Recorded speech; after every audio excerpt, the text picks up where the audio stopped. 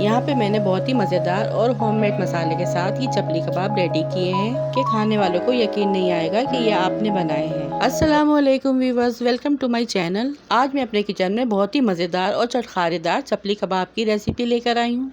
ये कबाब बहुत मज़ेदार और डिलीशियस बनते हैं। इसे पिशावरी चपली कबाब भी कहते हैं। इसे आप दावतों में या किसी इवेंट में बना सकते हैं या फिर घर के लिए भी बना के फ्रीज कर सकते हैं। ये कबाब जितने खाने में मज़ेदार होते हैं उतने ही बनाने में बहुत ही आसान है। तो इस आसान सी रेसिपी को किस तरह बनाते हैं तो आइए मैं आज आप लोगों के साथ शेयर करती हूँ, और वो कौन से इंग्रेडिएंट्स हैं जिससे आपके चपली कबाब टूटेंगे भी नहीं और किस तरह परफेक्ट बन के तैयार होंगे, वो टिप भी आज मैं आप लोगों के साथ शेयर करूंगी। तो आइए रेसिपी बनाना स्टार्ट करते हैं। यहाँ पे सबसे पहले मैंने 750 ग्राम यानी 3 पाव बीफ का कीमा लिया है, जिसे मैंने अच्छे से धो के वॉश कर लिया था और पानी सारा निकाल दिया। याद रहे कीमे में आपके पानी नहीं होना चाहिए, बिल्कुल खुश्क रहना चाहिए।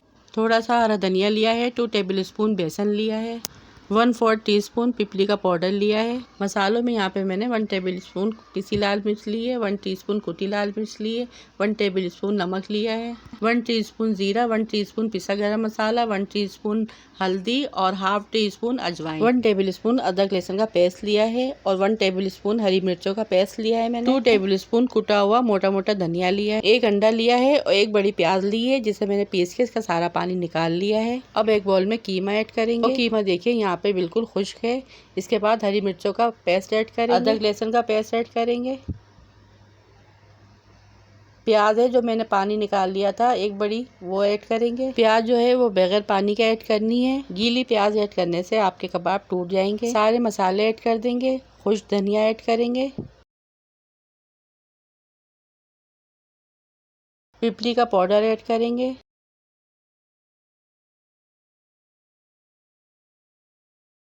बेसन ऐड करेंगे। बेसन यहाँ पे आप भून के भी डाल सकते हैं। अंडा ऐड करेंगे, हरा धनिया ऐड करेंगे और यहाँ पे मैंने 1 टमाटर लिया है जिसका मैंने बीच में से गूदा निकाल दिया है और इसको बारीक बारीक स्लाइस में काट लिया है और इसके छोटे छोटे पीस कर लिए हैं, वो ऐड करेंगे।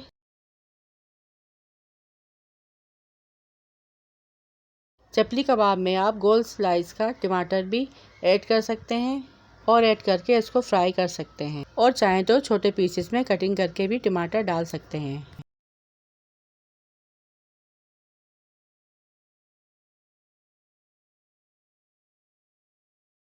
सारी चीज़ें ऐड करने के बाद इसे हाथों की मदद से अच्छे से मिक्स कर लेंगे ताकि कीमे में जितने भी मसाले हैं वो अच्छे से मिक्स हो जाएं।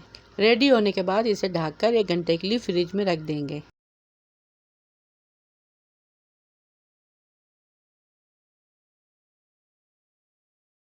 अब यहाँ पे 1 घंटा हो चुका है, कीमा जो है वो अच्छे से मैरिनेट हो चुका है। अब हाथों में थोड़ा सा ऑयल लगाएंगे और थोड़ा थोड़ा कीमा लेके इसके गोल टिक्कियाँ बना लेंगे और कबाब की शेप में इसे बना बना के रखते जाएंगे। याद रहे चपली कबाब ज़्यादा मोटे नहीं होने चाहिए वरना ये अच्छे से फ्राई नहीं होंगे। सेम इसी क्वान्टिटी में आपको कीमा लेना है और इसी तरह से कबाब बना बना के रखते जाना है। आप चाहें तो इसके ऊपर खूबसूरती के लिए टमाटर का स्लाइस लगा सकते हैं।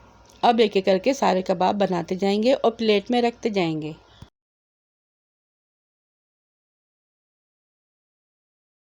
यहाँ पे देखिए सारे कबाब बना के मैंने प्लेट में रख लिए हैं। इसके बाद पैन में तेल ऐड करेंगे और इसे अच्छे से गर्म कर लेंगे।